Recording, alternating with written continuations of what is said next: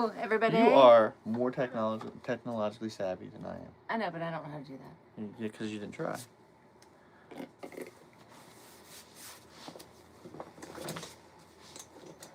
Oh my gosh. You don't hear, say hi. We're already late. We're not late. It's 8:30. Yeah, we're late because I'm not on here with this one.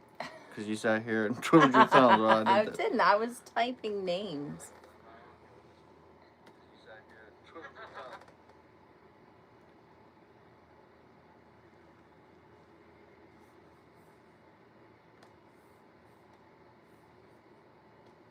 Hello. Oh, that's probably me.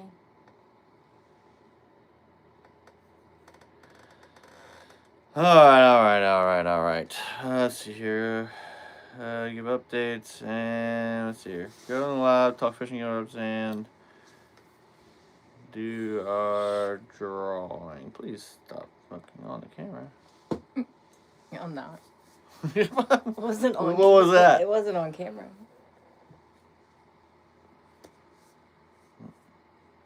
Then go live. Huh? Oh, the wrong way. I just let it on. Oh, here it goes. You turn around. All right, there it goes. Yeah, we just took a picture of the stinking of our wall. Yep. All right. All right, if you get on here, say hi. Sorry, we were kind of scrambling the last second there. I don't know why. Like, I thought we got down here with plenty of time, but it's like all of a sudden it's like everything's taking too much time. All right, we got 3 people on the YouTube. Hello. Say hi. Say hi. You got the YouTube up on there too? I do. Those thingies. I really don't. I know I fuss at you, but I don't know what I do with those. Hi. What's up, Cody?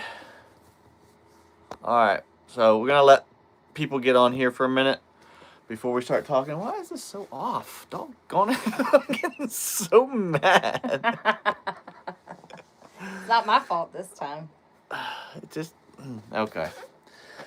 All right, yeah, get on here, say hi. If you have a question right off the bat, by all means, ask it.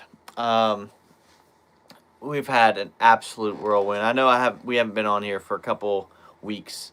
We've had shows and out of town, and it's just been absolutely crazy. So did we do a show in Greensville? No, we did not. We did the giveaway for the raffle. Raffle that giveaway. was it. Yeah. Hey guys, Red Duke. What's up, Red Duke? I don't know who you are, but I will say Red Duke. All right. So we have multiple things to talk about. I can't get these cameras right, so y'all just gonna have to deal with it. He's getting wound up. I am. I've been irritable the last couple days. Yeah. I went fishing with Wade Beatty on Wednesday. Was it Wade? Yeah, down in Garnersville. So we went down to Garnersville, and it was a tricky. It was a tough bite. We fished some places where there should have been a lot of fish, and we did catch a couple. He lost a giant. Hey, Dustin. But we had a hard time. What's up, Dustin? So, all right, we got 6 people on the YouTube, and we got 3 on the Facebook. Welcome, everybody. By all means, if you have any questions, please drop those, and I'll do my best to answer them. I can't promise you that I'll answer them adequately. You can't put a sentence together, apparently. I'm having trouble. I did put my 2-week notice in at Volkswagen last night. So, I got 2 more weeks there, and then we're going to go full-time with this whole lure making thing and YouTube thing. So, wish us luck. Please don't go anywhere with your support. We need it. Especially now that we're really stepping out here on faith and trying to make a real go of it. So, yeah, we've had... I can't stop messing with the cameras. Just don't... It's perfectly fine. It's driving me crazy. All right. So, if you guys haven't been out fishing with this warm trend, the fishing is phenomenal right now. It's on fire. Yeah. And it's just going to get better. today I'm sure was good out there. When will we see that top secret lure? When I get to see it. You've seen it. What are you talking Oh, about? it's okay. I know which one you're talking about now. Well, you have so many things that you're doing I that do. I don't know. What does this mean? I don't know. I think there's a threat she's gonna hit me, guys. You guys saw it here. This is evidence for the court of law when I come. You see these black eyes? It's not because I'm unhealthy and not getting sleep. She beats me. I suggest you start acting nice. When will you get to see that? That's a good question. We still have significant things to iron out, tweaks that need to be made before I can really feel confident when we're going to be launching it. Okay, so what's up, Bob? That's the hard part. He just messaged. I don't know if he's even on here, but anyway, I'm yelling out to a message. So I have the prototype, and it was the very beginning of the prototype. There's a lot of stuff that we have to iron out. And I'll tell you, it is a frog lure. But we're working on a swimming frog of Great proportions. yeah, it's gonna if we can get the some of the things dialed in and we can tweak it and get it right, then it's gonna be really nice. I'm not gonna put out a lure that I'm not proud of, that I know will catch fish. I don't know how many times I've had conversations with people and they're just like, I don't know what it is, but your lure just seems to catch fish where others don't. And that's because I test it, I take it out and test it, and I dial it in right.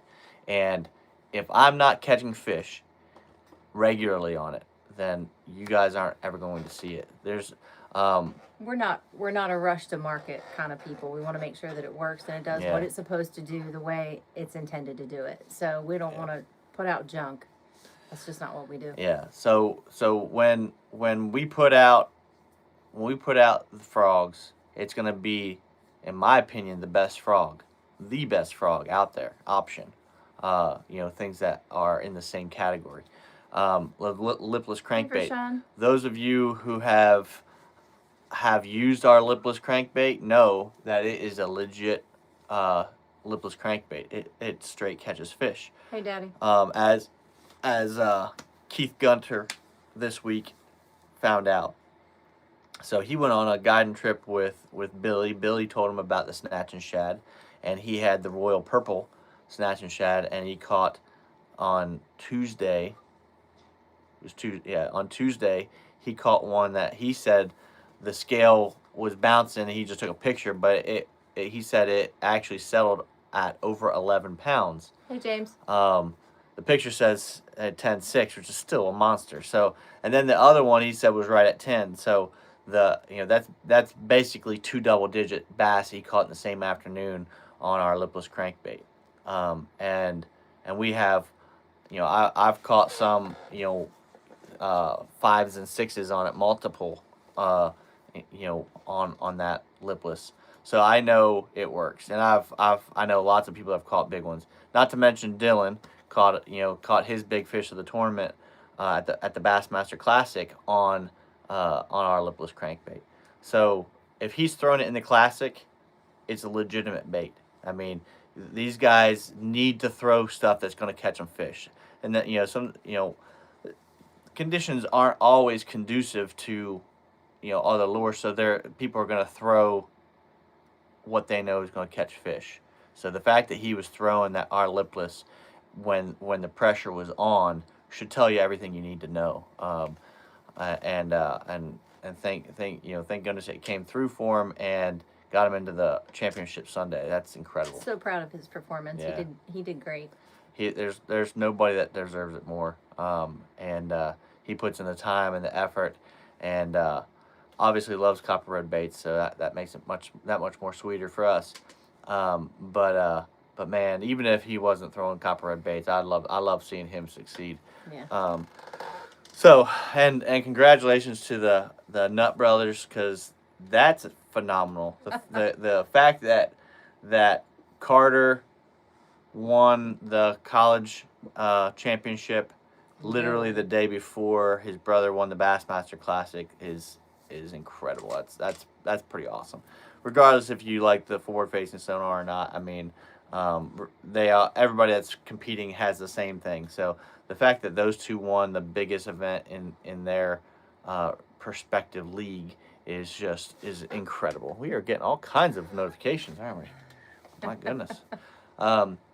So anyway, I'm sure a lot of you guys were paying attention, and it's that's a lot going on, and we multiple of you guys stopped by the booth, the tournament tackle booth at the Classic to say hi and to show your support. And I really appreciate that. We sold a bunch of lures, which is saying something, since you could literally go a couple booths down and get a lipless crankbait or a frog for $2 or $3. I mean, granted, how long is it going to last you, how many fish are going to catch you, kind of thing. But with the deal that they had, it was you could basically get the snatch and shad at like $11.50, I think, and the frog at $10, and we still sold nearly 500. So I had to stock them up on Saturday. I had to go back up on Saturday and restock, and they just started. So you brought stock up on Saturday, and then they came back. Hey, Brian. And stopped by on their way down to Alabama on Saturday night to get more. Up again. So they had to get two sets of stock. They're on their way to Illinois now, I think, for a show. Tournament tackle is. Yeah. Good people, definitely an online venue you can always use. They do carry a lot of pretty neat baits, exclusive baits for their store. Not any exclusive copperhead baits yet, but I wouldn't be surprised if Ed wanted to do that at some point. That'd be nice. Yeah. But speaking of new stores, we do have a couple new stores. So Copper State Tackle just opened a new store in Florida.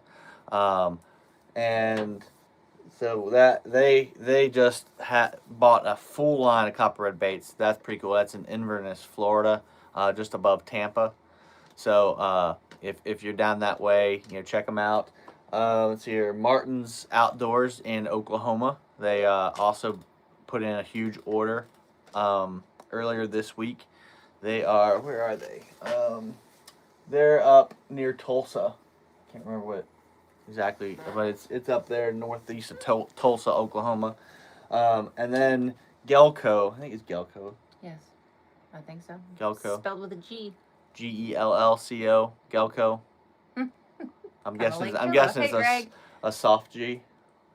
Gelco, maybe Gelco. I don't know what it's called, but outdoors, Gelco/Gelco Outdoors in Arkansas.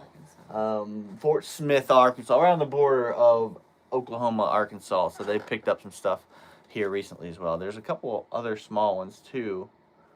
I'd have to. We're using my phone. Otherwise, I'd look at invoices. That's all good. Hank, we do have the Mercenary. We don't have. So all I have is yellow perch. I do not have any Tennessee shad coming back, and so we've actually discontinued that line for right now. We're gonna revisit that bait. We want to redesign it. So I have. So that wasn't too. So the glide bait that we put out a couple years ago was. Hey Daniel. It's a solid glide bait. Don't get me wrong. It is a solid glide bait. It's heavy, but it's not really to my specifications. I really honestly, I'm certainly not a glide bait aficionado. I don't have as much confidence as some people I work with. So I'm going to be working closely with some people who throw glide baits quite a bit. I have a certain design in mind, but I want to work with them to tune that one in. So since that's kind of my realm. I don't have a specific action and everything. I have an idea, but you know, I need to work with somebody who's a little bit more professional in that, using that. So that's what we're gonna do with that. And I don't know the timeline on that. But we do have the yellow perch in stock, so we do have a couple of you those should things. be able to order it online. If you can't, just send me a message. But I'm pretty sure it's up there. Yeah, so they're actually only $8. Yeah, they're actually pretty cheap Pretty because cheap. we are trying to clear those out. Hi, Greg. But yeah, it's called the Mercenary Glide. So I want to reimagine. I guess is the cool term. Yeah. I want to reimagine the Mercenary Glide bait and reimagine it.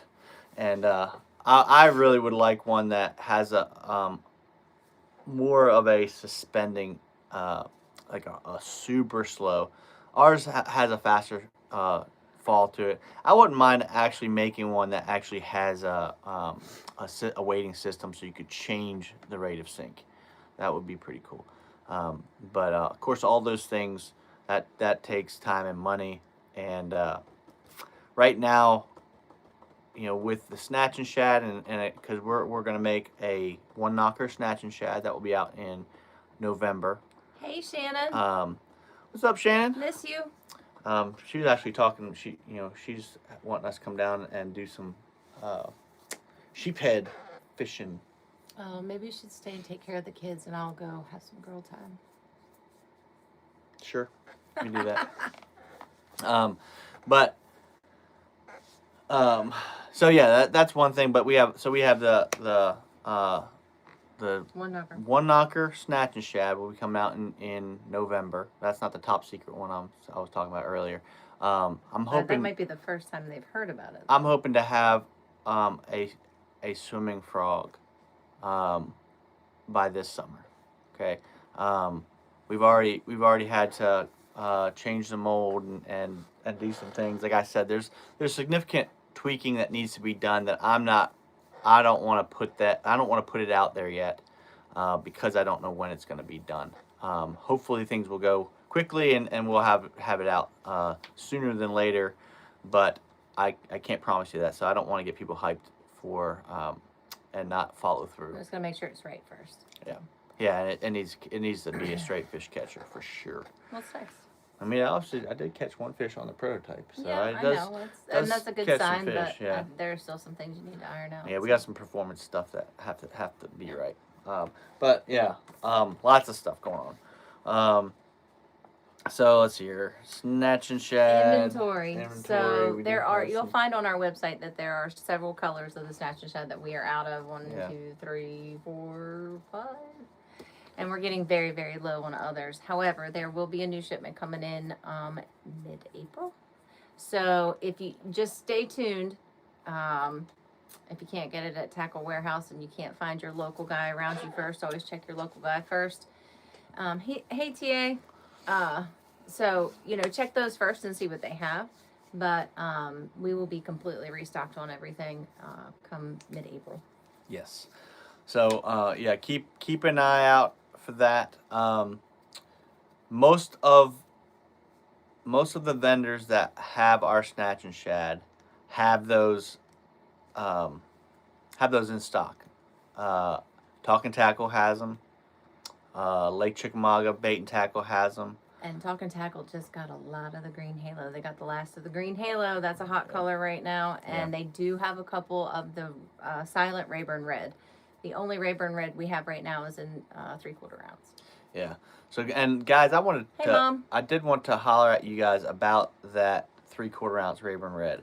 So right now, some of those big bass are coming from if you can find a good shell bed right off the main lake. Okay. Those shell beds, those bass are moving up on there and feeding up as they're moving up to spawn. So if what seems to be triggering them is as you're just grinding it against the shell beds. And I'm talking like the front of your of the snatch shad should be wore down because you're grinding hard on those shell beds. and sandbars. That's really triggering the bites. And, you kind of jerk it off the bottom. They kind of, it does the whole yo-yo thing. That's getting some big bites. That 3/4 ounce snatch and shad, you can really maintain contact well. So I was catching them just the Wednesday before. So yeah, the Wednesday before the Classic, I was catching them with the clear shad in the 3/4 ounce, and that's what was getting my bites. I threw the 1/2 ounce, and it didn't seem to get the bites like the 3/4 ounce did. Of course, I was hitting a shell bar that was in about 4 foot of water, so I was throwing it deep in about 10 feet of water, and then working it shallow onto the shell bar, and they were eating it. So if you're throwing that 1/2 ounce, people are having success sitting deeper and throwing shallow, and they're getting bit shallow. When I'm throwing that 3/4 ounce, I like to throw it deeper, so I'll sit shallow so I can actually keep my boat position a little bit better. I can like power pull down, throw deep, and then bring it shallow and just grind it up that thing, and I was catching them good that way. So that's certainly a way to throw that. So that 3/4 ounce, don't sleep on that 3/4 ounce. I catch them well with it. I think people are just, for whatever reason, they're slow on that one. And if you all remember, I said I told you guys about the snatch and shad in particular, because last spring I was catching them like crazy on it, and big ones, and there was people were very slow to believe that, obviously I'm hyping our lures, but it was justified hype. So I'm not hyping it if it's not justified. So if you hear me hyping, you really need to listen, because people really, they're finally catching on, and we're seeing the results.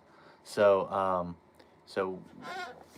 the 3/4 ounce is one that I really like. It's super versatile because you can fish it shallow like that, and burn it, and but then you can go and in 25 or 30 foot of water and still fish adequately. So if you buy a couple 1/2 ounce, pick up a 3/4 ounce if you can get one, and try it out, and you'll see what I'm talking about. It's legit heavier jerkbait, or a heavier lipless crankbait. So we are still well stocked in the Jonahs. I know Dylan was catching, Dylan and his clients were catching them on the Jonahs really well. That jerkbait bites, we had a really hot period there. It slowed down a bit, but it's coming back around. So you'll have, when those fish come shallow, you can really fish that jerkbait quick. I just had a guy, message me from Lanier, and he said that was the only jerkbait that would bite, and he said it was incredible. He was fishing Pro Blue Chrome. Yeah, but yeah, so that jerkbait's a fish catching little fool too. So it's a little bit smaller, so you can really, I think it gets more bites, and the hook's a little bit more stout, so they're not going to bend out on you. It has a weight transfer system, so you can still bomb cast it, but it's a really good little jerkbait. Don't sleep on that thing. And you can fish it really aggressively. So I mean, you can still fish it in 2 feet of water if you want. And of course it's only $10 most places, so you're not breaking the bank, on it. It's not like a mega bass, but it catches them just as well. But the good thing about that is, what's up, Brian? The good thing about that is it also, since it's a slow sinking jerkbait, you can fish at any depth. So it's a cool little jerkbait. I try to make my lures as versatile as possible, because I fish a lot of different situations, and I don't want to have, 5 rods with the lipless on it, or 3 rods with 3 different jerkbaits on it. So keep that in mind. Let's see here. New vendors we covered. Yeah. I just basically, I want to give you a rundown quick of the action on Chickamauga and Nickajack. So obviously spawn is right around the season. If this warm weather keeps going like it is, we're gonna have a lot of fish coming up on beds probably this weekend. having temperatures in the 80s is going to bring that water temperature up quick. And as soon as that water temperature is hitting 60, even before that, those fish are going to pull up and they're going to start spawning. But so we did have a wave of, I think we had some that were spawning a couple weeks ago before this cold came in, but it was a small wave. So I think this is going to be a really big wave of fish coming in for the next couple weeks. What's up, Ricky? Hey, Ricky. So be prepared. While those fish are moving up, that lipless bite will probably be the best one. A lipless, a chatterbait, the jerk bait. You'll be able to really fish those adequately and catch a lot of numbers and fool some really big ones. Once they really start moving in to spawn, obviously then you can throw those, like a shaky head, a Nico rig, flippy doodad rig, or a jig or something like that, and get those fish to react. But where, I'm sure you can think of the area in your area of fishing, where you have deep water, you have that transition place, and then you have that big spawning flat. So Jackson said, he goes, Jackson Roberts. Church. All right, Jackson, awesome. Cool deal. You have to come up and say hi. We're in the balcony because I have a nose piercing. I don't care about your nose piercing. I just need to be closer to Jesus. That's why they put me up there. Well, that there might be some truth to that. Yeah. But no, I'm really excited about the fishing here in the next couple weeks. The water's won't be coming up until probably the first week of April, and it will come up part of the way. So then, so right now, you're going to have the stump fields in Chester Frost, a lot of the different rocky areas in Harrison Bay. A lot of those shallow places in the backs of creeks and everything, they're going to really pull up there and spawn, and there'll be large numbers. But then this is how it always happens. So you get a bunch that start coming up and spawn, and then they bring the water up. So when they're spawning in, real easy to see in 2 and 3 feet of water, then they bring that water up, and obviously when they bring that water up, it's kind of dirty right off the bat. So now those that were in 2 and 3 feet of water, that now they got 4 more feet of water on top of them. So you're gonna have fish that you could see easily, but now you can't see them. So keep that in mind. When that water comes up, don't be so quick to follow it also up and go super shallow. Now the fish will go up there shallow, don't get me wrong, so they'll follow that water up. However, there will still be a large amount of them, especially the big ones. What's up, Brian? Hey, Brian. I need to take my boat in to get it tuned up. Sounds like you'll be getting a call, Brian. Brian's the best guy in the industry for boat repairs. But anyway, Squirrel is right. So what I'm trying to say is, those fish are going to they'll be in the 7 to 5 foot range, okay? And because what they'll do is they'll bring up the water level about 4 feet, and then then in May they'll bring it up the rest of the way, all the way to full pool, okay? So sit back, off so you can cast into that 5 to 7 foot range with your jig or your shaky head or a finesse rigged worm, Nico rig worm, those types of things. And you'll pick off some of those bigger fish. But once you fish that, then you can move up a little bit further to shallower where you can really see them. Because once that water comes up, you'll still have some spawning out there a little bit deeper because now they have more water over top of them. But others will follow the water up and they'll spawn also. So you can. But what I don't want you to do is go up there shallow to fish after those ones that followed the water up and be sitting right on top of the ones that you could be catching. So Angler Andy. What's up, Andy? Massachusetts. All right. That's what I'm talking out about. in Massachusetts. Yeah. Hey, Rodney. Yeah, Corey Gillis is up there in Massachusetts, okay. and I know last year he caught a bunch of big ones on the Snatch and Shad. He was one of the first ones to give that Snatch and Shad a chance. Caught 2 7-pounders up there in Massachusetts last April, I think it was. Mm-hmm. Back to Brian Spengler. He's Veterans Marine, right? Yeah. Yeah. So shout out to Brian, who we were just talking about. If you need a great boat mechanic, Brian, which is Veterans Marine, and it's on Hickson Pike. Yeah, right beside Talking Tackle. Yeah. But yeah, he's my boat.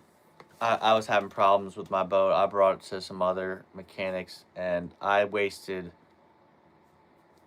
probably over $3,000 to try and get the boat right, and they never fixed. And so I'd take it to somebody else, and finally Brian fixed it for me, and half the price, and it's been running like a top ever since. So. No, Rodney, he's not fishing tomorrow because our daughter has a softball tournament all day. We have to leave here at 6:30 in the morning.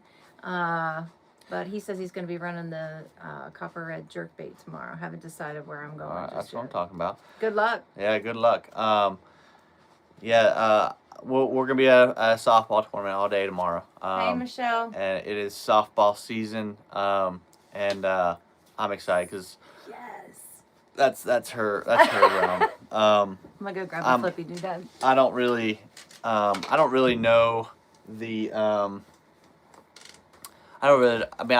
know softball, I know how to play it and all that kind of stuff, but that's not, this is kind of my I just know sports, so I know that, but I don't really know. This is all new for me. How the games, and I tell you what, there's these people live and breathe softball, which is fun. So my daughter really loves it, and Ray of course loves it. But yeah, I'm gonna be doing that all day tomorrow. We'll be over at Camp Jordan tomorrow for a softball tournament, and it'll be fun though.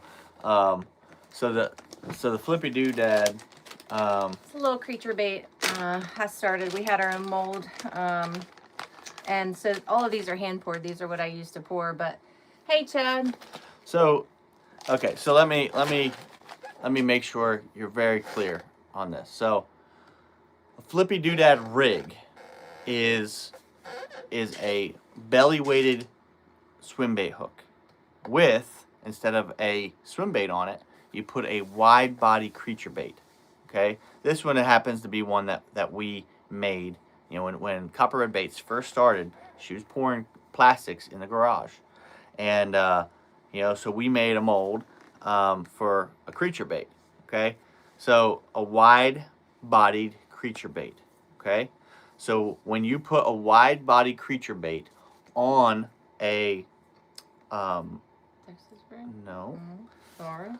When you put a wide body creature bait on a belly weighted swim bait hook, okay, that changes where that weight is on that lure. Okay, so now if I have this lure Texas rigged, the weight's on the front, right? So you have the weight on the front and you have the hook through the bait, but that's going to make this thing fall straight down. Okay, which is good in some applications. Texas rig is great when you're trying to go in through grass and lay down, that kind of stuff.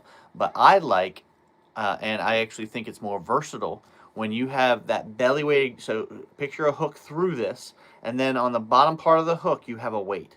Okay, so and I actually like it when it's just a little bit closer to the eye, when that weight is closer to the eye of the hook. So I like the hooks that have a screw lock on them. So I'll screw this on there, and then it has a weight kind of close to the front. And what that does is it so it can't just fall straight down like this, because now you have water going, so it almost gives it some lift, so it has a little bit of glide. And not only that, but on the bottom, it will rest on the bottom like this, and then you can pull it, and like the weight doesn't get stuck between rocks. Okay, so the body of the wide body creature bait keeps it from getting hung up in between the cracks of rocks, of all kinds of stuff. And it's super versatile, super snagless or weedless. I can actually fish it over riprap. which is really difficult to fish a jig or a Texas rig because that goes between the rocks, and then that weight gets stuck in the cracks of the rocks and you break off. You all know what I'm talking about. Super frustrating. You know, a shaky head's the same way. But if you have a flippy doodad rig where you have the weight on the shank of the hook, you can take it, you know, it might get hung up a little bit, but you can pop it free, so you can really adequately fish it in on the riprap, over the cracks or rocks, in laydowns, on grass, all over the place. It's incredible, very versatile. She says that's pretty smart. I was trying to Google what it was. Thank you for explaining it to me. I bet you had, I'm curious what you found when you Googled it. You should, if you spell it the same way I did, if you Google Flippy Doodad, our videos should show up. Yeah. Yeah, our video should show up, and it should, I have a couple videos where I really slow down and I explain it, and I also demonstrate it. So, and I show you how I do it. So now those belly weighted swim bait hooks, okay, I personally like Driftwood Custom the best. Okay, so I know he has a website, and you can order it from him online. Jack's Bait and Tackle carries them. Okay, I think they're the only local place that carries them. So if you go to Jack's Bait and Tackle, tell Kim or is it Alan?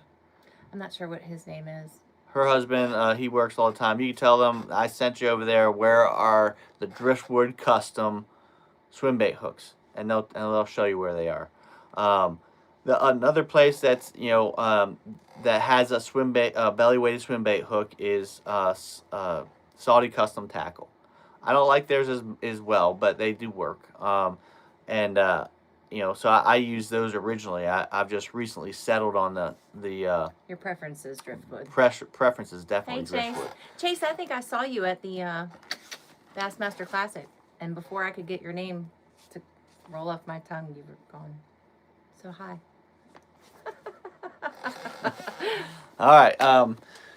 But yeah, so you put a wide body creature bait on that. The other great thing about that rig is if you're fishing a body of water that has a soft bottom, that wide body creature bait keeps it from digging down in there. So if you have leaf litter or those types of things, that wide body keeps it from getting all down in that gook and getting all fouled up and gross. So try to fish, if you're fishing a pond or the lake or wherever, that rig really, that's why I originated that or figured that's why I started fishing to begin with, is because I didn't want it to dig down in the muck of a pond I was fishing.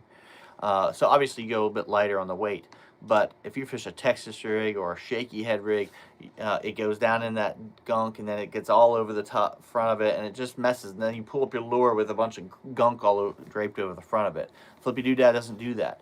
So definitely worth a shot. Try it out. You'll probably love it. It does have a little bit different feel to it, but it is a straight fish catcher. I've caught multiple fish over 7 pounds on it. Multiple. And my lures, my handboard lures. So anyway, yeah, actually the very first time I fished your handboard when I caught one, I was 6, and I was out in Chesterfrost.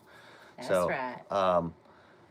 So like I said, and the cool thing is, like I told you earlier, I like to have lures that are versatile, so I don't have to keep swapping things out, because I am kind of a junk fisherman. If I'm going down the bank, I see a dock piling, I want to throw something there, and then I come across a log, I want to throw something different there, and then I come across a stump, I want to throw something different there, or a patch of grass, I want to throw something different there. So a Flippy Doodad really checks a lot of those bases. I know that one of the, and this is one of the very first videos I did, where we didn't even have the name solidified yet, and I think I called it the Flippity Doodad, something like that, and I was flipping it flipping like a jig against a bluff, and I caught one that was 8+ on it. So it's legit, and it will get you a big bite. So yeah, definitely one worth checking out. A really good way to rig those soft plastics. So yeah, if you have a swim bait hook and you just have your swim bait and you're slow rolling it on there, throw a wide body creature bait on there. A D-bomb, I really like Missile Bait's D-bomb on there. The Berkeley Creature Hog, a reaction innovation sweet beaver or beaver, really good. Anything that has that wide body, it will cause it to glide more, and it will keep it from hanging up. So, anyway, caveat on a different take on an old lure that's really good. So, that's all questions. All right, guys. If you have any questions, make Shannon sure did say that something about flounder or something. She wants to do flounder. We need to make a flounder gigging video. That sounds like fun. That would Shannon. be fun. And she said her fish don't bed until dogwood trees bloom in May. Usually, she's in Mississippi, right? That sounds. I mean, that's late. I would think, and of course you would know better than I do. You're down there, but certainly, in southern Mississippi. Down there. Yeah, southern Mississippi, y'all should have spawning fish. I mean, at least freshwater. Now I don't know what they do saltwater wise, but yeah, I would think that they would be spawning in the freshwater already. So Rodney wants to know if you could fish tomorrow at Lake Chick, where would you go?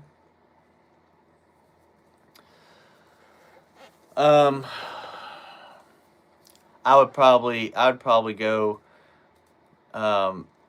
check Chester Frost, places like it, Maddox Creek, Harrison Bay. There's probably going to be a lot of people hitting those places, but places like that. So, certainly you have, places where creeks come in into bays and coves back, in the back of like, every major creek, like Saudi Creek, Sail Creek, Grasshopper Creek, they all have other creeks that come into them. Okay, so those places I would focus in on those places and the flats that are adjacent to them. You just said flats. Yeah, so you'll have a creek channel that should carve its way through a flat, right? So you'll have, but the places where I would expect bass to be moving up quickly is where water's coming in. So a place where you have a creek that actually enters, not a place that has a runoff. Okay, there might be some there too, but there'll probably be a bigger population of a place where there's an actual creek that comes in to that area of that cove. So you might have a cove in Harrison Bay has multiple coves, right? Some of the coves, it's just like a little runoff ditch, right? And you may be able to pick off a couple, but you come into one that has an actual creek coming into it. Like I think Dean Hollow Slough right there below Harrison Bay, it has an actual creek coming in there, feeding in it 365 days a year. There's water flowing through that creek. That's going to have a nice creek channel, so the flats and the sides off of that will have fish. I would bet that there will be fish on those places. Jordan says, "Is it true that the bass bite is on fire right now at Nickajack?" Oh yeah, absolutely. Yeah. So look up "Wishing I Was Fishing" or "Talking Tackle." Before the sun even came up above the trees, Dylan posted this morning that they were just on fire. So are they on Nickajack? I can't remember now, but Tanner's been fishing Nickajack too, and he's having Nickajack is a really consistent place to fish. And like because it doesn't really get as much pressure. It's half the size of Chickamauga. But the fish are eating well on Nickajack. Chickamauga is a lake that can break your heart. You can go out there and absolutely wax them, and just catching them every 5 casts or every cast, and then literally the next day you can hit the same spot and not get a bite. Nickajack seems to be more consistent regularly. Like you can really. Chase said it looked like Nick from the pictures that he could tell from Dylan's pictures. So okay. I was thinking so. Thank you, Chase. Yeah, I couldn't really tell, but they alternate back and forth between Chick and Nickajack. Nickajack's getting a lot of attention here lately because of that big one that was caught. So I mean, obviously, unless you've been living under a rock, you should. The new Tennessee state record was caught out of Nickajack here recently. One that was just under 16 pounds, Yes. which is just insane. That's Yeah. insane. Chickamauga has as far as numbers of biggins, double digits. Chickamauga's likely more. They're just smart. They're really smart fish, and you know, if you watch Bass Quest with Caleb Bell, they've got 19 over or double digits out of Chickamauga already, and that's just going to continue to rise. Um, they're just smart fish, which should tell you something that Keith caught two on Tuesday on the Snatch and Shad. It's a lipless. They haven't seen a bunch of it, so it can still trick those biggins. I mean, I'm talking double digits. You catch a double digit on a lipless, that's something. There's something about the Snatch and Shad that puts out a thump and has a good rattle to it, and of course the silent one just puts out that good thump. So yeah, it's to catch two double digit in one shot in one trip. That's awesome. So Jordan said, me and a buddy put in and fished Grasshopper Creek Thursday and did not get a single bite. KVD was there, and he said the bite was trash because of the cold front. Yeah. So he said Thursday. Yes. Yeah. That doesn't surprise me. The bite's gonna keep getting better. Now, any big creek like Grasshopper. Now, Grasshopper is actually a pretty small creek, but I'm a firm believer, and I think I've demonstrated it with all these lake breakdowns I've done. I think I've demonstrated it pretty well that if you have a body of water, a portion of a body of water that has deep water, holds water all year round, has an area that's relatively deep, 10 foot or more, you can find fish somewhere in there. And there's always a way to catch them. It may take you 3 days to figure it out, which is more time than I want to spend anywhere, to figure out a single bite. But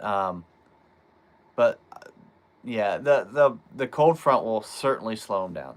Rodney said last week sucked for him as well. He went back to Wolf Teever to that first little branch. But good old Chase over here, he watched your video from Grasshopper and went the following week and caught a 9 on a glide off a blowdown. There you go. Good job. They're in there. I mean, and it does it. You really could pick any creek on any body of water that has those conditions. Like if you have, some water flow, some depth, and reasonable structure, you can find fish in there. And on Chickamauga, you can go to any creek on this body of water and find a 8+ pounder in there. Doesn't mean you're gonna get a bite, but I mean but it's something. If you haven't watched the breakdown videos, it's something I'm trying to demonstrate and show y'all. Like you don't have to run all over the lake. You can pick one creek and really go thoroughly on it. This is the biggest thing for me when I'm trying to fish those to figure out these fish. Okay, if I fish in the back of a pocket, okay, shallow water, say I'm fishing 4 foot or less in the back of a pocket, and I don't get a sniff, I might check a couple more pockets to keep them honest, right? So, but if I check another pocket and I don't have anything, the third pocket that I check, I'm not going to stay in there long. I want to try something significantly different. I want to try something, a different depth, different structure. So instead of focusing on rocks, I might focus on wood. Okay. Instead of focusing on horizontal structure, I might focus on more vertical structure. Those types of things. So, and if you're in an area that has multiple things, like so if I fish a cove that has a bridge as well, I might, because of my history and understanding of fishing, I might start in the back in that shallow water looking for spawners or fish that are wanting to spawn. But if that's not the case, like if there's nothing there, I want to kind of go to something dramatically different, like a bridge piling or a big pinch point like that a lot of fish have to move through there. Okay, so then I can go there and I can start getting information. That's the biggest thing. You need to start getting some kind of bite so you can start to put together the pieces of the puzzle. So if I go to a spot that I really think there's fish there and there's just nothing, then it's hard to put any of the pieces of the puzzle together because I don't have any pieces figured out. The only piece of the puzzle I have figured out is they're not in that spot. They're not in that area. So I don't want to keep going to areas just like that because I could be doing that all day long. And if they're not related to that depth and that type of structure, then I've just wasted my day. So if I go to that shallow area and I don't get any bites, okay, well, before I go to another shallow area, on the way to another shallow area, there should be something dramatically different. There, whether it's a dock that's got some depth to it, a creek, channel swing, or riprap bank, or bridge, or something like that. Especially pinch points. Anywhere that the water, from one side of the bank to the other side of the bank narrows significantly is what I'm talking about as a pinch point. Try those types of places because then you can go in there and hopefully you can start seeing some bait fish. You can start seeing some fish activity, and then you can throw multiple different types of lures, whether it's a bottom lure or a mid-range lure or a topwater lure. And then you can start to see if you're getting reaction, and then you can start checking boxes, whether it's checking them as though they're not there or checking them as, okay, here's some fish and they're feeding. So all those things, are things you're trying to pay attention to. It's not just a crapshoot. You're not just like drawing a place out of a hat and just going, okay, let's try here. All right, well, let's draw another. All right, well, let's go try there. You should have some kind of reasoning for why you're going to some of the places you're going to. Jordan said, just want to say I started fishing again and came across your videos and they have helped me a ton. Thank you for sharing your knowledge. Good job, baby. Awesome. I appreciate that shout out, Jordan, because sometimes they take a lot of work. They do take yeah, I mean, it's a lot. Just people think you can go out and just film and then you just put it up, and that's not the case whatsoever. It takes them several days to edit a video. I can go out and fish in an afternoon. Sometimes I can get footage in 4 or 5 hours, and sometimes it takes me all day. But remember, okay, when you're watching some of those videos, okay, yeah, I understand that I may only have a cast or two between catching fish, but that's not always the case that it's fast like that. Sometimes it is. Sometimes I'm catching them every couple casts, but more times than not, there's a decent amount of time between fish catches. If you see me catch a fish in the video, and then you see me catch a fish, obviously a couple casts later, and I'm in the same general area, then it probably was, it was within 20 minutes that I caught that other fish. But if I'm in a very different place, chances are there was, significant time between it, like, an hour, potentially. And there's sometimes, and I try to show like a time lapse. I know that's not fun to watch, and I don't want people just to scroll off and that kind of thing. So I do have to keep those to a minimum. But I try to do like a time lapse that it shows me fishing, in fast motion and everything. Sometimes those time lapses are 2+ hours. So understand, I mean, fishing can be a grind for sure. So don't get discouraged. Just keep checking the boxes. Keep checking those little things off, and try to be logical, but with how you're going through your fishing, and you can really start to figure out patterns and seasonal patterns that are reproducible. He's also asking, just curious, how long do you stay in one spot / change lures with no bites before you move? That's a good question. There are certain things that I'm looking for. Okay, if I'm in an area and I don't see any bait fish, I don't see any movement, I don't see anything, then it may be 20 minutes. If I'm not seeing anything I like, 20 minutes, probably tops. And there's been times where I've pulled up to a spot that I thought would be good, and it's just all wrong. Like the water depth is wrong, the clarity is wrong, the fish action is wrong, and I've literally pulled up on a spot and made 2 casts and left, just because it wasn't showing any of the things that I was anticipating seeing. Now, could I've caught fish there? Maybe, but the reality is, like, if I don't have confidence in a place, then it's really difficult for me to spend any time there. However, if I go to a spot and I see all the right things, there's fish activity, there's obviously feeding bass there, I'll stay, and I have stayed at a spot 5 and 6 hours without a bite, and then I figure something out, and all of a sudden, and most of the time in that case, it's more of a size and an action of your lure. So for instance, say I'm throwing a frog, and I'm throwing it slowly. I got your standard size frog, and I'm throwing it slowly, and I'm not getting a bite. You know, I've been in those areas and thrown a ripple frog and moved it really fast, like across the top of the water, pause across, and then I get strikes. So sometimes, you know, if you see bait fish and you see feeding bass, you can catch those fish. Guaranteed you can catch those fish. But you have to really pay attention to the color of the what they're going after.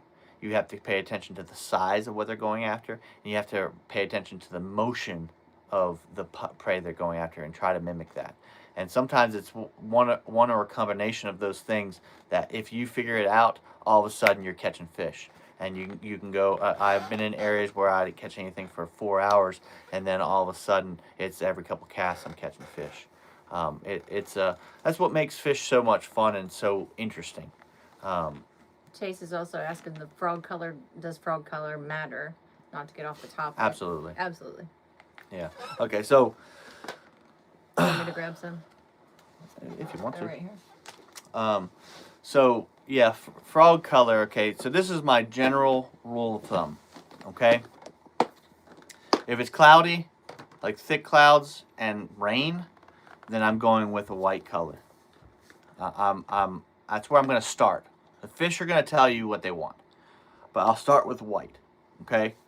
If it is calm and still, calm and still, that's the same thing, isn't it?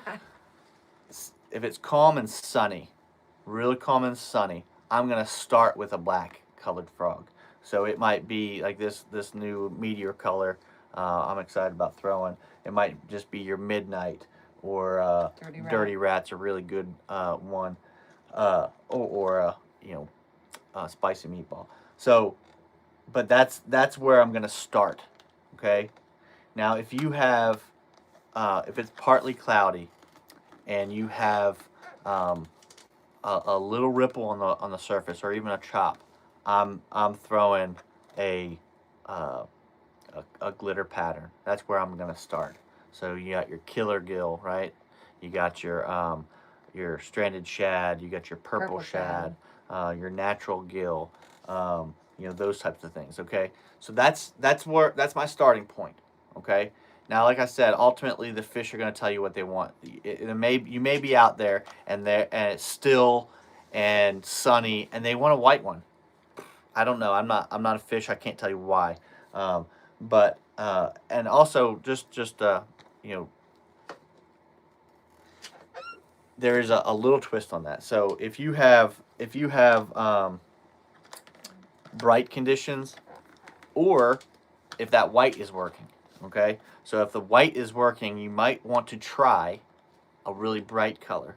Okay, you got your cantaloupe, you got your blue bubble gum, you got your raven red. Okay, so if the white is working, you might want to try one of those bright colors. You might get more bites. You may not, but if you're getting one an hour, there's no harm in trying something a little different like that. Also, if it is bright conditions, you might want to try a bright color. So those really off colors, okay? they sometimes they just work for one reason or another. They just trigger a bite. So if you're catching them on either the white, the black, or a sparkling glitter pattern, but you're not catching them as fast as you'd like, and you know there's a lot of action going on, try a bright pattern. Sometimes that makes a difference, and all of a sudden you start just loading the boat. Okay, so all that said, depending on the water clarity, okay, or the time of the year, those factors might influence the glitter pattern I pick, or the dark color that I pick, or the white pattern that I pick. Okay, so if that, like for instance, if the water's if you have a really cloudy and rainy conditions and the water's muddy, right? Then I'll be more likely to pick up a bubble gum or a cantaloupe. I'll be more likely to pick up something like that than the white. Or if it's like you have more tannic water. Say you got a little bit of a ripple on the surface of the water, and so you want to start at that glitter pattern, but you have that tannic color. Then I might throw that Junebug color that we have, that new Junebug color, which is a killer looking color. She's finding it now, but that might be a time where I would start with that one. Okay, yeah, here you go. So so that's a color that's known to do well in tannic water. So natural gill if you were looking for yeah, it. the natural gill if you guys haven't seen it, really good, really pretty color there. But anyway, so those are the types of things I'm gonna change. Okay, so color. Now what about size? Okay, so I really like early in the season when that water's cold, and late in the season when that water's cold. I really like these little guys. Okay, and especially late in the season. And for one reason or another, the bass on like Gunnersville, places like that, they'll pull up shallow, up around Primrose and things like that, and they'll really focus in on those brim. I really like those that spicy meatball color, things of that nature. They like a brim, but they seem to react to that darker color for some reason. So it's like a darker brim pattern. And like that, this little one, I've done very well on Gunnersville with it during that time. So early in the season, I do seem to catch them better on a ripple frog. Once vegetation starts coming in, but it's not real thick, and the bass are really focused on those brim. So when the bass are spawning or post spawn, I really like your popping frogs. Okay, you can really walk them. You can keep them in one spot. It has a really tight walk. Okay, so I'll throw those things in that. Can you turn that down? I'm getting hot. I'm cold. Oh, Lord. All right, I'm derobing. I have my heater on over here. She's got the heater blasting me. All right. So anyway, I'll go from small, the ripple frog, to the loudmouth edition. Pay attention though, because that will quickly change when you have that shad spawn going on. So when you have that shad spawn taken off, go quickly to those white colors and those glitter patterns. Be quick to try those out, because they can, and work them fast. You don't have to work them super slow. Obviously, if fast isn't doing it, then slow it down. Keep trying it and tuning it in. When it gets hot, okay, so when you reach into that June all the way through September, I really do like to throw that big frog. Okay, especially if you have places like Gunnersville that have huge mats. I can bomb cast this thing, and I can really get it to. But the bass's metabolism is so fast that they're not going to waste energy chasing down something small. They want a big bait. So those big baits really shine. And you can catch a 2 pounder on that tsunami frog, but you're gonna get a lot more big bites too. So that big fish will actually move quite a ways to get to it. Also, you have the grass is thicker, so that big frog is gonna cause bigger disturbance on that surface, on the surface of that grass mat. Um, and thirdly, you can take that tsunami frog and skip it way up under those docks, up under those overhangs, places like that. So if you do have some open water like that, the loudmouth or that tsunami frog, because you can get it way up in there. You can get it in the very darkest part of that walkway to the dock where that big one could be sitting. So that's another reason to throw that big one. So I'll be quick to go to that tsunami frog all the way into the end of September. Even into October a little bit, depending on where I'm at Gunnersville, for instance. But then I'll. But between that open period from when I'm definitely doing popping frog to the tsunami, where you start getting thick grass, but it's not like 100 degrees outside yet. That wave frog, and this is a good all around frog. That's one reason why it sells so well, is because I do have, it's your standard size, and it does get some popping action. It has a little bit different walk though. It has kind of a glide walk to it. It's kind of a side to side long glide or walk back and forth. But yeah, then as the season gets colder again, then I'm going back to those small patterns. In end of October into November and even into December, I'm throwing these most of the time. Even on sunny days, I'm throwing those little shad patterns, because those bass are so keyed in on those little tiny shad.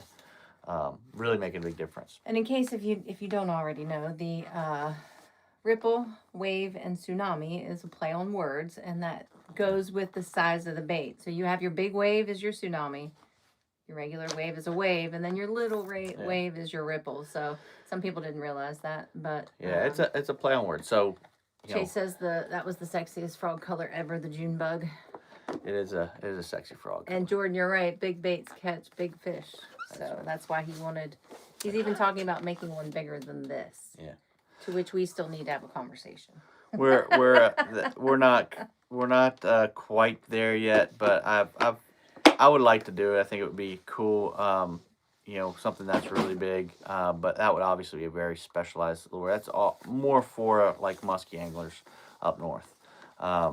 But yeah, the tsunami frog, you'll get a bigger bite, but you won't get as many bites. I mean, you're if you need to get a limit, I wouldn't be throwing this. I'd be throwing your standard frog. If you have a limit and you need a kicker fish, then I'm gonna throw this. So as far as tournaments go, that's where I'll go. But a lot of I've kind of gotten out of tournament mode, and I do more just going out and trying to catch fish, and so I want a big bite at some point. So I like to throw those bigger baits that are more guaranteed to get a big bite. Oh, computer's wearing down. So the wheel of names. All right. Yeah. So also, if you're just joining us and you don't realize, when he typically drops a video on Tuesdays, if you comment on that video, you go into a drawing for when we do a live on Fridays to win a bait. So, and it's a bait of your choosing. So we had 31 people in it this week. Okay. Yeah. So so usually I'll drop a long. So when I drop a new long content form, so 10 minutes or more, and you comment and like, and hopefully you're already subscribed, you'll automatically be entered into a drawing, and then that following Friday we'll have a live like this where we'll have an open discussion and all that kind of stuff, tell you about the new stuff that's coming up and the big things that just happened, et cetera, et cetera. Try to give you a kind of a fishing report and answer any questions. Then we'll do the drawing, and somebody will win, and I'll contact you, and then you get to choose any copper red lure that you'd like, and we'll send it to you. If it's not in stock, then you'll have to wait till it gets in stock. Just to let you know. You can either wait or choose from what we have. So yeah.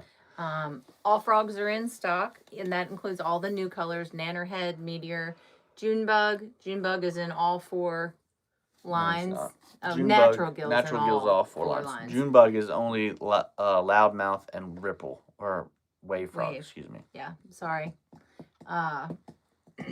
But we Duckling are running. As well. Huh? Forgot duckling. Duckling. Yeah. Sorry, forgot about duckling. But yeah. Okay. Hey, Greg. All What's right. up, Greg? So here is the drawing for this week. You got it? Mm-hmm. Who's gonna win? Do you make those baits, or is it a sponsor? No, those are our baits. So we have a manufacturer. I'm not smart enough to do those in my garage. Cody Renfro. All right. He'll contact you, Cody, and All right, you can Cody. let us know what you need. Just make sure you send us your address. No, as far as your question on that, we have What was the question? Do you make those baits, or is it like a sponsor? Okay, so it's not a sponsor. We have a manufacturer. It's all of our designs. He works with our designer and our manufacturer to get what we need. Yes. So to reiterate, that's my design. So I don't just, they don't come to me with a design. I go to them with the design, and I give them my drawings, my specs, and everything. We work through it, get a good 3D drawing down, and then we go to a sample mold. Sample mold is used to test the lures, to tune them in, to get them right. We have to change the sample mold from time to time, and then once we get it dialed in to where we like it, then we'll make a mass production mold, which is quite expensive.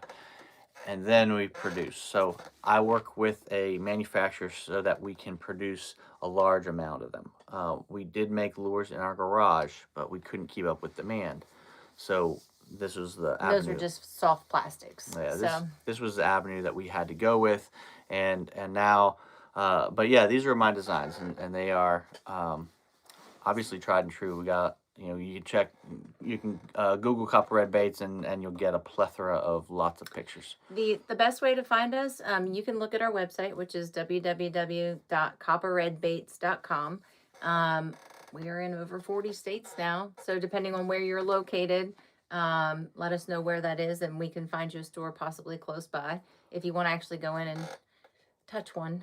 There are a lot of we have all pictures and stuff on our website. Yeah, so you can look at the specific baits, the colors, the belly, all that kind of stuff on our website.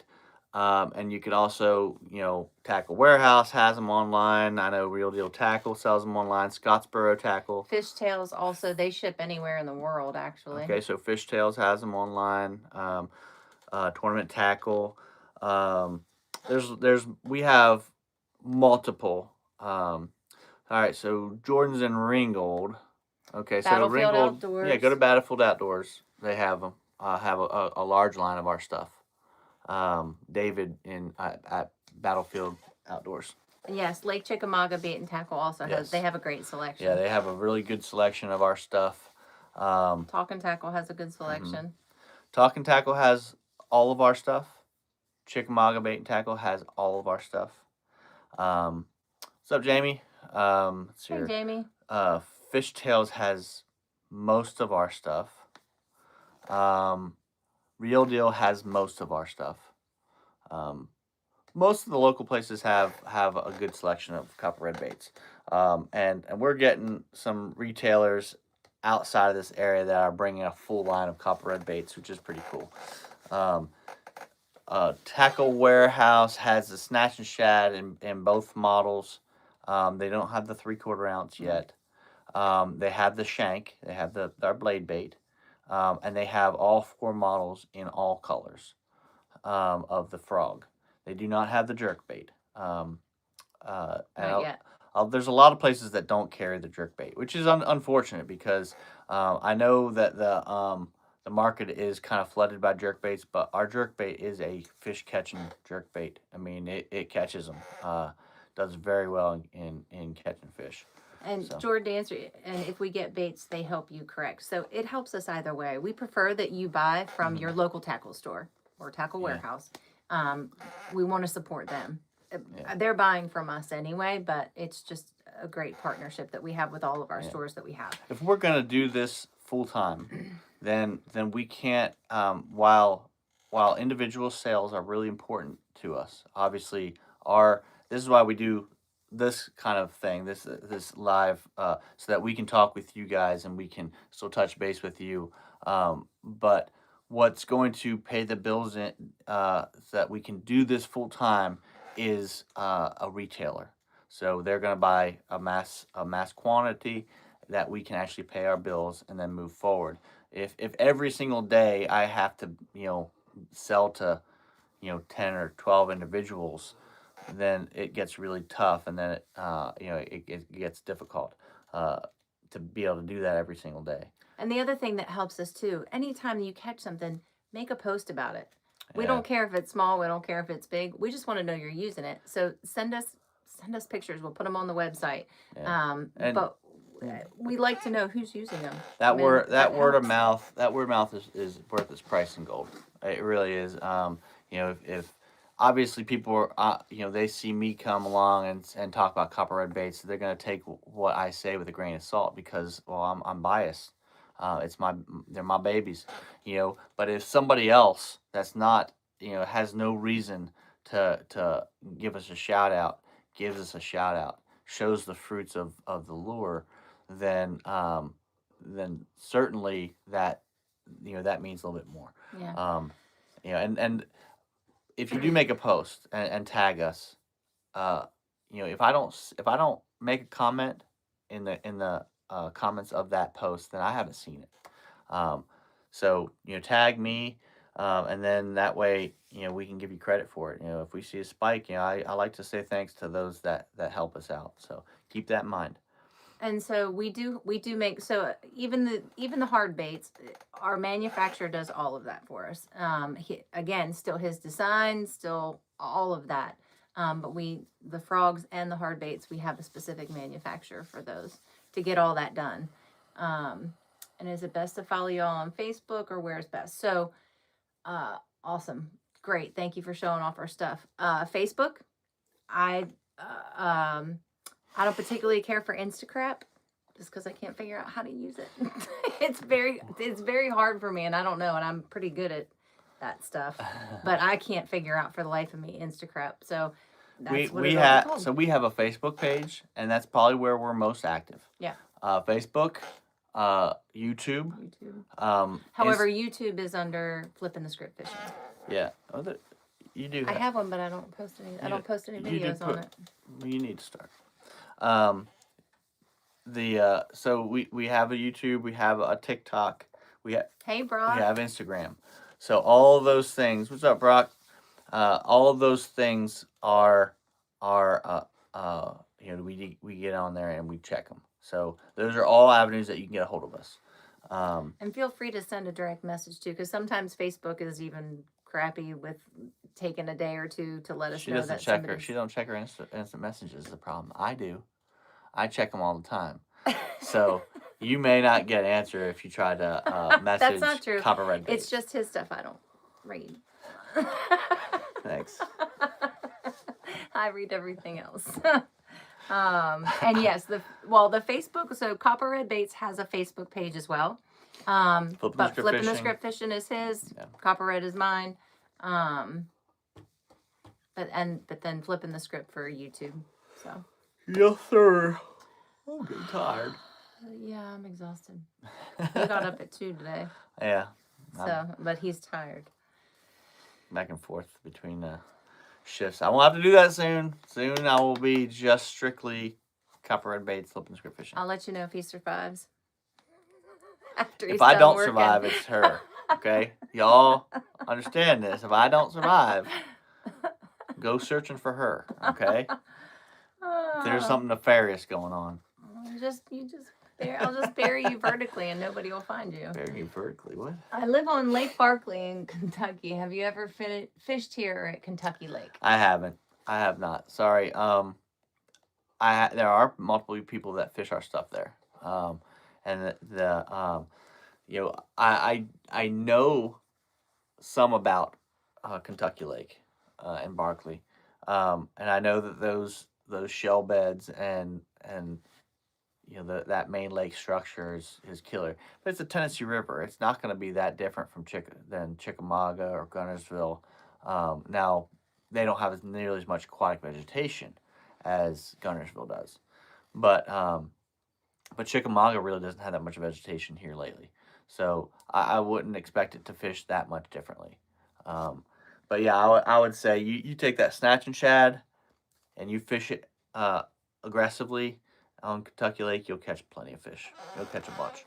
And then, of course, as the season goes on, and the fish start hitting top water more, you take that frog, you skip it up under laydowns, under docks, and those types of things, and you'll get plenty of fish. They will absolutely destroy a frog in open water. Do not think they won't hit it in open water or on Jordan, you're very welcome. Sparse vegetation. But anytime. That's what our channel and our brand is about. And if you ever have any other questions, just go to Flippin the Script Fishing, find a video.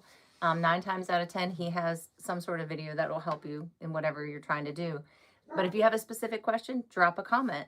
He will answer you within 24 hours. So that's what the channel is all about. Yes, sir. You can find our lures on our website. I think it looks like Bry. Just copperredbaits.com. Check your local tackle store because we very well may be close to you. You can also send us a message, and I can try and see if there's a store closest to you. But Tackle Warehouse has them as well. Yeah. If you Google Copper Red Baits, you should have lots of options. There should be lots of stuff that pops up. I think Scottsboro pops up first. Scottsboro, Tackle Warehouse, Tournament Tackle, my own Real website. Deal. Yeah, all of those things will pop up. And a lot of those big retailers, you could probably, or like a Tackle Warehouse, you just gotta go in the search bar, put Copper Red Baits. But we've gotten big enough where you put us in the search bar, stuff will come up. Multiple things will come up. Yeah. So yeah, it's spelled COPPER, so it's Copper Red RED Baits BAITS, and so it's copperredbaits.com. Yep. And all of the pictures are there for any of the baits that we have, so you can take a look at them, multiple views. Yeah. So, and if you have any questions, there's a little text us button, and so that'll send a message directly to my phone, and I can answer any questions you have. Well, there you go. Well, look, they have a straight line to me. It just takes me 5 to 7 business days to read your emails. I have to go find her, and so. All right, guys. All right. Thank you for joining us. We really do appreciate it. Thank you for all your support. Yeah. We couldn't do this without you. Absolutely, and holler us on Facebook and all those places, and not Instagram. You can holler at Flippin the Script on Instagram. But anyway, yeah, holler at us. Stay tuned. We got more stuff coming, and we'll keep it fresh and try to keep this whole thing interesting. And but anyway. I appreciate all y'all got. I appreciate everybody. So until next time. Tight lines.